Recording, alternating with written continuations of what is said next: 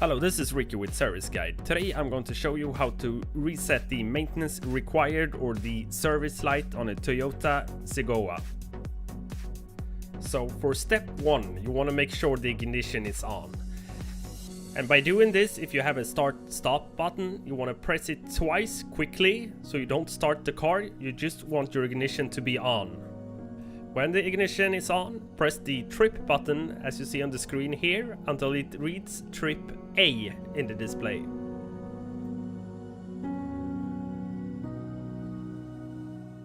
So now we're on step 2. Now you want to turn off the ignition.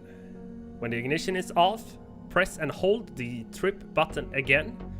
At the same time, turn on the ignition. You should now see 4 squares flashing in the display. Turn off the ignition, and your service light has now been reset. Thank you for watching. I'll catch you in the next one.